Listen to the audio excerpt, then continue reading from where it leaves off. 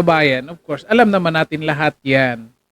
Ang hindi lang naniniwala dito mga kababayan na itong impeachment trial or case laban kay Sara Duterte ay accountability ay political ito, yung mga anti-Duterte lang mga kababayan. Kasi iniisip pa rin nila sa kanilang mga sarili na ito ay patungkol doon sa accountability mga kababayan. Yun pa rin iniisip nila. At eto mga kababayan, halatang halata, klarong-klaro kahit saang anggulo mo ito tingnan mga kababayan, itong pag-impeach kay Sara Duterte, politika ito mga kababayan. Naku, kung ako yung witness at marinig ko itong paliwanag ni Joel Chua, naku, babaliktad ako mga kababayan.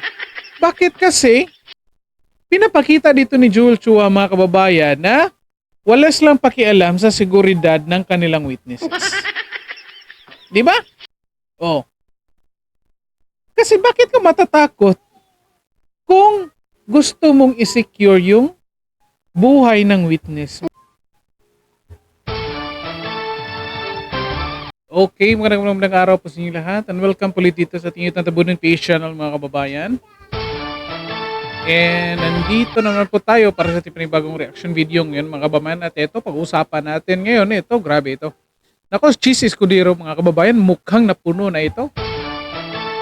At bakit napuno na? Kasi nga itong Congress mga kababayan, minamadali itong impeachment trial ni Vice President Sara Duterte mga kababayan. At sino ang minamadali? Ang Senado mga kababayan. Okay, ito titingnan natin ito ngayon mga kababayan. Bakit minamadali ng Kongreso mga kababayan? Ako? May isang congressman mga kababayan nagbulgar ng katotohanan kung bakit kailangan umpisahan na at tapusin ang impeachment trial mga kababayan. Lalo na ngayong paparating na eleksyon. Dapat na nga matapos itong impeachment trial mga kababayan bago mag-eleksyon kasi kailangan ng mga kongresista ng pera mga kababayan. Ito, pag-usapan natin ito. Ito yung umpisa mga kababayan. Pakinggan natin ito mga kababayan. By the way, paki-like and share ng videos natin mga kababayan. And then, sa lahat na nakapag-subscribe na rin po sa ating channel. And sa lahat na nakapag-subscribe na nakapag po mga kababayan.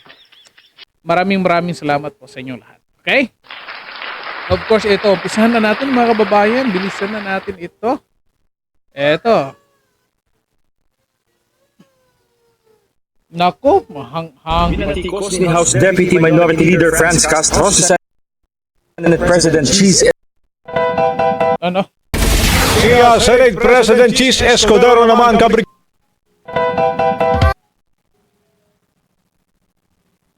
Ito mga kababayan. Ano ba nangyari dito? Si Senate President Cheese Escudero naman kabrigada pinalalahanan ng isang kongresista na hindi raw cheering contest ang impeachment. Brigada Haji Camino, ibrigada mo! Binatikos ni House Deputy Minority Leader Franz Castro sa Senate Sino yan mga kababayan? Paborito natin si Franz Castro mga kababayan. Si John Ray. Kilala niyo si John Ray mga kababayan, Franz Castro. Hanapin niyo lang yung video na si John Ray mga kababayan. Ito, pakinggan natin. Senate President Cheese Escudero matapos itong manindigan na maaantala pa ang impeachment trial laban kay Vice President Sara Duterte. Ayon kay Castro, ang pag-convene bilang impeachment court ay hindi nakabase sa panawagan ng publiko, kundi isang constitutional mandate. Hindi anya ito isang cheering contest, kundi usapin ng gampanin sa ilalim ng saligang batas. Punto ni Castro, magiging disservice sa taong bayan ang pag-antala sa impeachment. Kailangan na umano ng agarang pag-convene kasunod na rin ng pagpapasaklolo ni VP Sara sa Korte Suprema upang ipatigil ang proceedings sa pamamagitan ng questionable legal tactics. Mga kababayan.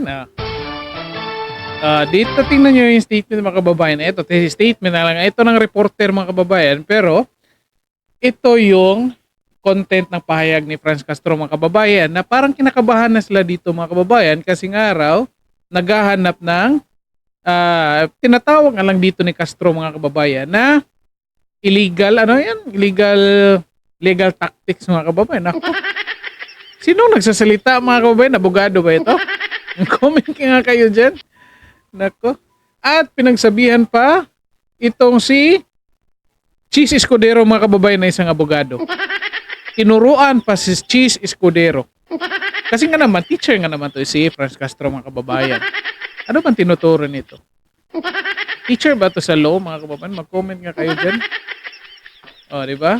Ako, ang ingay ni Castro mga kababayan. Diba? Patuloy natin. Dagdag pa nito, lalong mahalaga na kumilos na ang Senado ngayong sinisikap ni Duterte na pigilan ang pag-convene ng impeachment court. Pangamba ng kongresista, posibleng pakinabangan ng pangalawang Pangulo ang mga pagkaantala habang naghahanap ng legal remedies. Binigyang diin ni Castro na ang constitutional responsibility ng Senado ay higit pa sa popular demand o timing. Nako, natatakot na si Franz Castro sa legal remedies mga kababayan. Kasi alam niya mga kababayan na yung ginawa nilang katarantaduhan sa Congress may diferensya yun mga kababayan. Katarantaduhan niya talaga yun mga kababayan. Alam niya ni Franz Castro. Ang ingay ng Franz Castro mga kababayan napansin niyo ba? Nag-ingay din ba ito nung na-discovery ng Supreme Court yung inutang na pera para doon sa Panay Guimaras Bridge mga kababayan? Nag-ingay ba to? Comment nga kayo dyan. May sinabi ba ito? Nako. Sa tingin ko, wala akong narinig mga kababayan sa impeachment lang ito maingay mga kababayan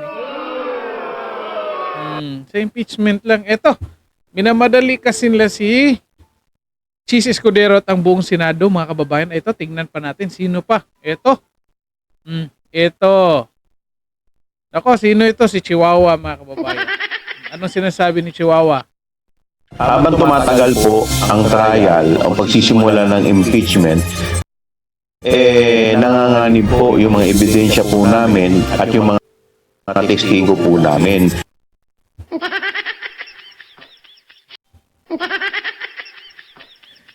Nanganganib daw yung ebidensya. Ano kayo mangyayari sa ebidensya lang mga kababayan?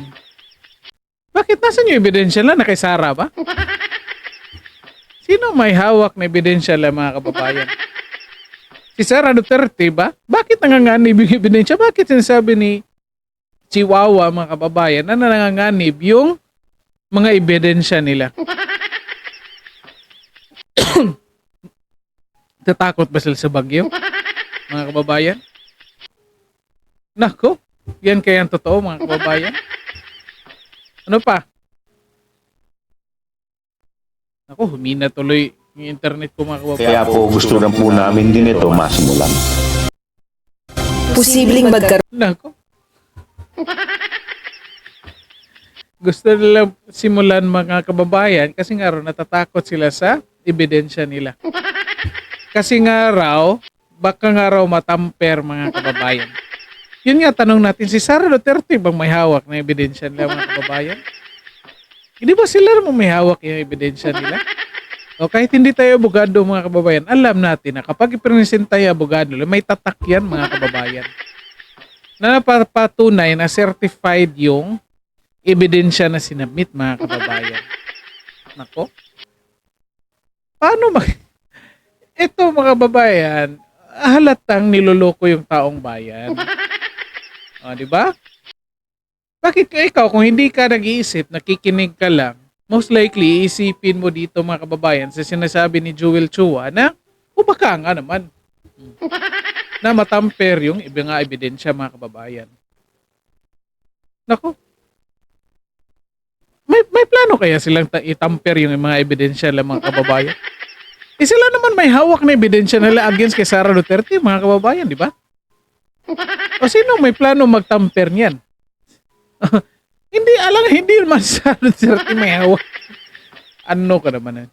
Alam niyo mga kababayan, ginawa tayong tanga dito ni Joel Chua mga kababayan. Kalahin niyo yan. Naku, magkano kayong bigayan dito? Magkano kayong natatanggap dito ni Joel Chua mga kababayan? Hoy kayo dyan mga taga Manila ha? Third district yata ito si Joel Chua. Tingnan nyo mag-isip tong kongresista ninyo. Tingnan nyo yan, ha? Oh. Tingnan nyo yan mag-isip. Kano mag-isip yan? Niloloko yung taong bayan. Itamper na yung mga ebidensya. Sila lang may hawak niya. Tingnan natin dito. Kasi tingnan hanggang sa huli mga kababayan, kasi isang kongresista binulgar ito kung bakit gusto nilang tapusin itong impeachment trial ni Sara Duterte mga kababayan. Lalo na bago pa matapos itong eleksyon mga kababayan. Ito, pakinggan muna natin kung anong sagot dito ni Chis Escudero mga kababayan. Kasi nga, minamadali si Chis Escudero at ang buong Senado mga kababayan. Ito, pakinggan muna natin. Palang pwede na sila mag-question sa husgado. At doon sa sinasabi ni Kong, Saan ito?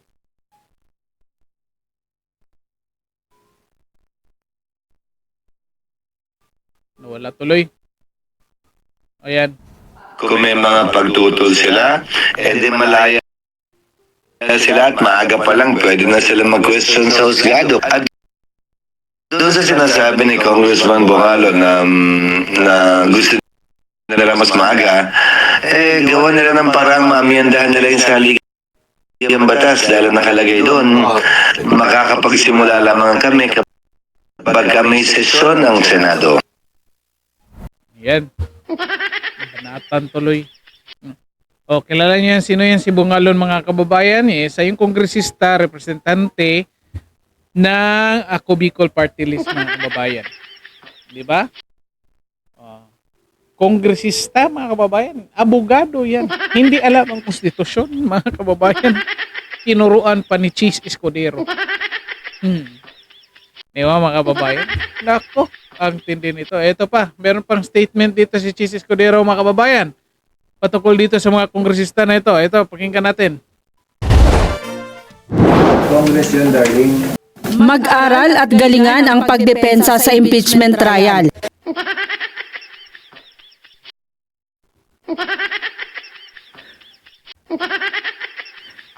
Kapag aral nga kasi, hindi kasi minamadali mga kababayan.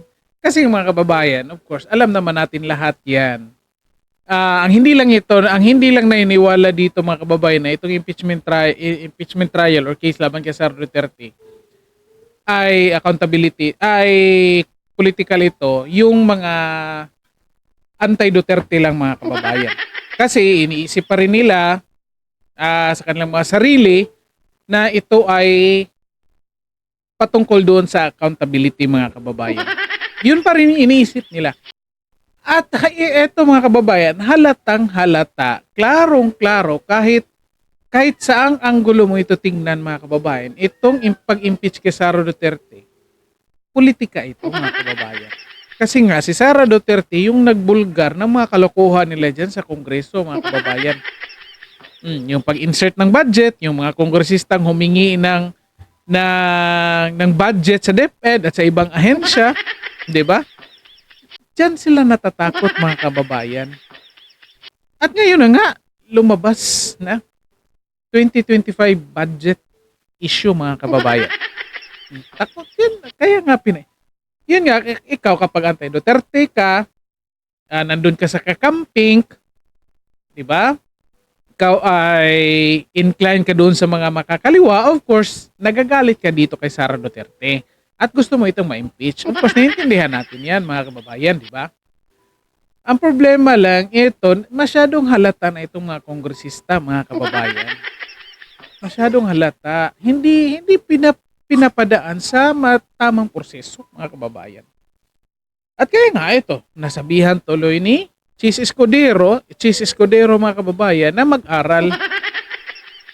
Kasi nga raw, baka pagdating ng trial mga kababayan, maghihingi ng time out. Ano pa sinasabi ni Chis dito? Yan ang payo ni Senate President Francis Escudero sa mga kongresista at iba pang grupo na ayaw tantanan ng Senado at humihirit na simulan ang paglilitis laban kay Vice President Sara Duterte kahit nakabakasyon ang Kongreso.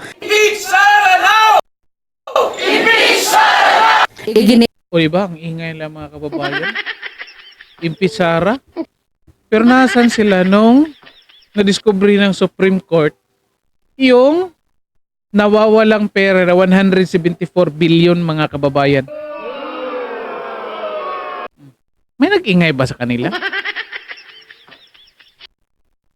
Baka na may natanggap. Mag-comment nga kayo dyan mga kababayan. Ako. Ito na. O, pakinggan natin isang kongresista binulgar bakit kailangang tapusin na itong impeachment laban kay Sara Duterte mga kababayan. Ito pakinggan natin. Ito nilabas ito the day after nung in-impeach na si Sara Duterte mga kababayan. At ito binabalikan natin kasi masyadong halata na itong mga kongresista mga kababayan. Kasi kailangan nila ng pera ngayon, eleksyon eh. Akala siguro nila nung in-impeach nila si Sara Duterte, agad-agad maumpisahan itong impeachment trial at matatapos before mag-eleksyon mga kababayan. Kasi during the trial mga kababayan, itong mga kongresista na tumatakbo ngayon for another term mga kababayan, ay magpapasikat yan during the trial. Kahit hindi pa nga nag-umisa ang trial mga kababayan, palaging nasa interview nga mga kababayan. Ito si Atty. Luistro mga kababayan. Si Jill Bungalon. Di ba? Rog Gutierrez. Ito yung mga nagpapasikat. Kaya gusto nilang umpisahan kaagad mga kababayan. At hindi lang yan yung rason mga kababayan. Ito pa. May ibang rason pa. Ito. Pakinggan natin. Again, the day after ito or 2 days after impeachment ito, interview. At sinabi dito ni Representative Ronald Cardema, mga kababayan, kung ano yung inaasahan ng mga kongresista once matapos itong impeachment trial mga kababayan.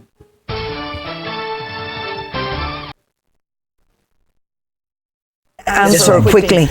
Why do you think last session day before Congress adjourned, suddenly there are 215 congressmen who signed? Why? Because it is the adjournment of Congress in an election year.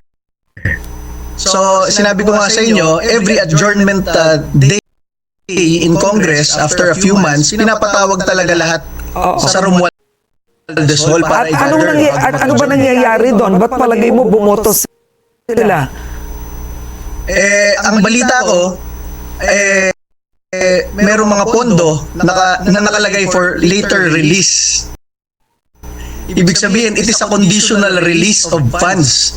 So, if you have been promised millions or hundreds of millions of funds and you do not commit yesterday, baka hindi ma-release yan kasi for later release yan, FLR yan. Diba ma'am? Ang masabi ko po sa inyo, totoo yung sinasabi ni Mayor Magalong na 777. Last year we have been invited to the Bagong Pilipinas Servicio Fair. Diyan na lang muna mga kababayan. Analyze muna natin yung statement mga kababayan. Tuloy na pundok ko mga kababayan. Sorry. Tingnan nyo yan ha. Dapat kayong mag-commit doon sa pinirmahan. Anong ibig sabihin yun? Kasi nga mga kababayan, nasa isip na ni Martin Romualdez yan na kapag nag-invite sila ng mga taong dapat pumirma doon sa impeachment laban kay Sara Duterte mga kababayan at hino-hostage yung budget, baka ang gagawin ng mga kongresista mga kababayan, pipirma lang and then kinabukasan maglabas ng salita or statement na i-deny nila yan. Kaya dapat kapag pumirma ka, dapat mag-commit ka. Ibig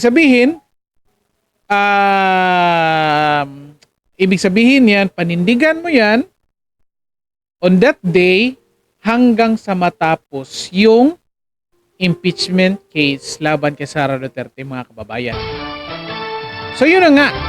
Bakit? Kasi mayroong FLR or for later release na budget, mga kababayan. Kasi nga, may pinangako, mga kababayan, na millions or hundreds of millions yung sinasabi, mga kababayan. Ako,